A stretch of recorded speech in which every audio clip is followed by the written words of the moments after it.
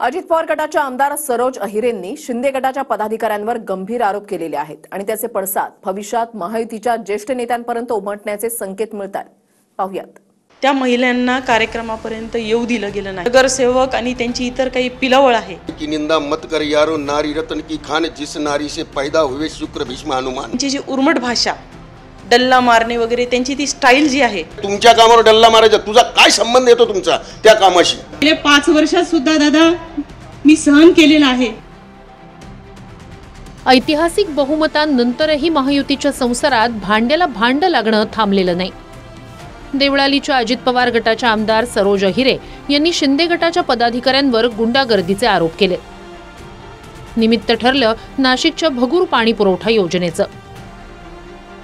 सरोज अहिरेंच्या दाव्यानुसार ही योजना PWD मार्फतच व्हावी आणि स्थानिक शिंदे गटाचं म्हणणं आहे ही योजनेचं श्रेय भगूर नगर परिषदेला जातं। देवळालीच्या आमदार अजित पवार गटाच्या अहिरे तर भगूर नगर परिषदेत शिंदे गटाची सत्ता आहे। काल अजित पवारांनी या योजनेचं भूमिपूजनही केलं। मात्र पुन्हा 8 दिवसांनी एकनाथ शिंदेंच्या हस्ते भूमिपूजन करू असं शिंदेंच्या स्थानिक शिवसेनेच्या नेत्यांचं म्हणणं आहे। नाशिक जिल्ह्यातील दारणा धरणातून पाईपलाईनद्वारे भगूर शहरापर्यंत पाणी आणण्याची ही योजना आहे। रोज प्रतिव्यक्ती 135 लिटर पाणी पुरवण्याचं ध्येय आहे। 2056 सालापर्यंत पाणी पुरेल असं नियोजन करण्यात आलंय। काल मंचावरच आमदार सरोज अहिरे यांनी अजित पवारांसमोरच शिंदेंच्या पदाधिकाऱ्यांवर गंभीर आरोप केले। त्यानंतर हा वाद आणखी वाढलाय।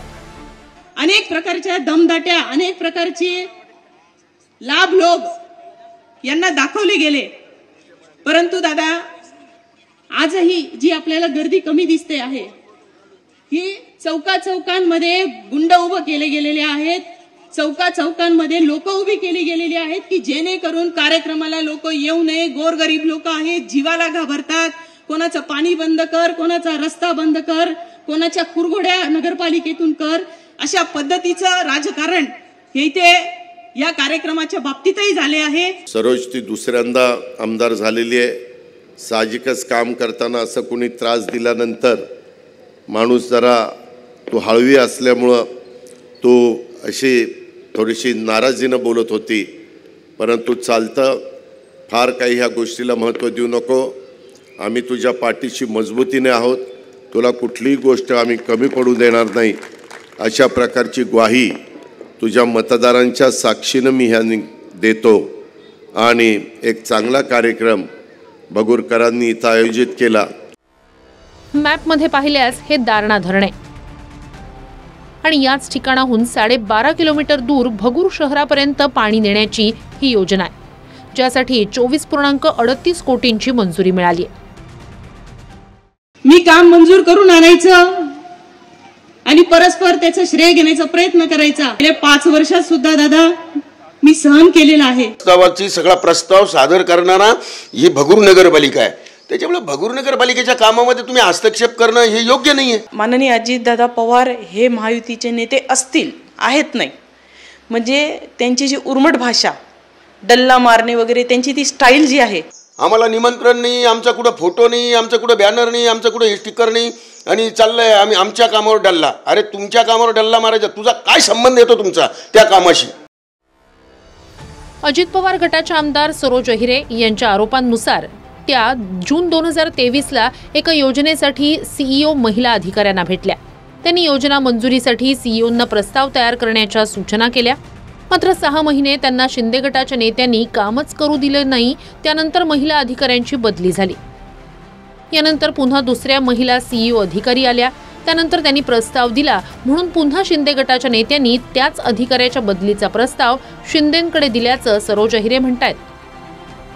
अहिरेंच्या दाव्यानुसार मी एक महिला आमदार आहे, आधीच्या एक महिला CEO आणि नंतरच्याही एक दुसऱ्या महिला CEO या सर्व महिलांना त्रास देऊन गुंडागर्दीचं काम करायचं का असा सवाल त्यांनी स्थानिक शिंदे गटाच्या पदाधिकाऱ्यांना केला।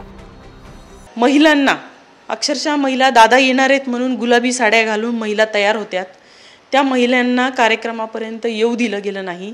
प्रत्येकाला फोन करून त्यांचे जी काही नगरसेवक आणि त्यांची इतर काही पिलावळ आहे ती सर्व गावामध्ये फिरून चौकांमध्ये लोकांना कार्यक्रमापर्यंत येऊ नये या पद्धतीचं राजकारण गलिच्छ दर्जाचं हे त्यांनी काल केलेलं त्यांनी आम्हाला तत्व घालून दिले, नारी की निंदा मत कर यारो, नारी रतन की खान, जिस नारी से पैदा हुए शुक्र भीष्म हनुमान.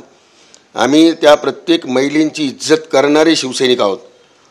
यांनी फक्त महिला म्हणून तोंड वाढवायचं, हे तोंड बडवून घेणं योग्य नाहीये. ज्यांच्या घरातच कॉन्ट्रॅक्टर असतात जन्मतः आणि ज्यांच्या घरातच एजन्सी असतात, त्यांना दुसऱ्यांनी आलेल्या कामावर कसा ताव मारता येईल, कसं ते कॉन्ट्रॅक्ट आपल्या घशात घालून, मग ज्या वेळेला वेळ येईल त्यावेळेला तुमचे कामं, तुमच्या कामातले सगळे काय असतील नसेल, देवे हेवे दावे काय असेल नसेल ते सगळं काढून दाखवल. मध्ये कसा येतो तुझं बघतो, तुझी चौकशी लावल, तुझं असं करल तसं करल, म्हटलं गेलंय हे ठामपणे सांगतो. मग या सरकारमध्ये अजित पवार आम्हाला निधी देत नाहीत म्हणून शिंदे गटानं सत्तेबाहेर पडून भाजपसोबत सरकार बनवलं. नंतर तेच अजित पवार विकासाचं कारण देत शिंदे भाजपच्या सरकारमध्ये सामील झाले. निवडणुकांनंतर आता अजित पवारांचेच नेते आम्हाला काम करताना शिंदे गटाचे नेते त्रास देत असल्याचा आरोप करतायत. विधानसभेला महायुतीत असूनही अजित पवारांच्या सरोज अहिरेंविरोधात शिंदेंच्या शिवसेनेच्या राजश्री अहिरराव उभ्या होत्या. अर्ज भरण्याच्याच दिवशी ऐनवेळी शिंदे गटानं मुंबईतून हेलिकॉप्टरद्वारे अहिरराव यांचा एबी फॉर्म पाठवला होता. नंतर माघारीच्या दिवशी त्या नॉट रिचेबल झाल्यानं अहिरराव उमेदवार म्हणून लढल्या.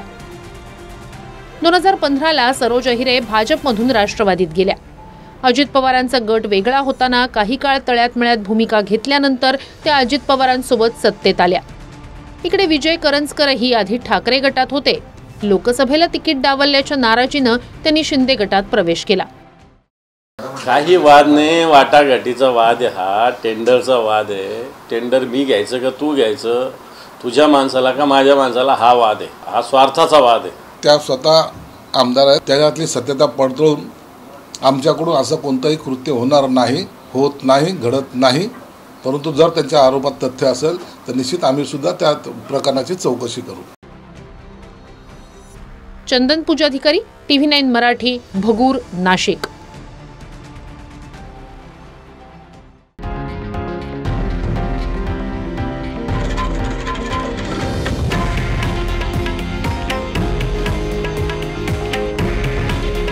हे आहे देशातील नंबर 1 न्यूज नेटवर्क आणि आपण पाहत आहात TV9 मराठी.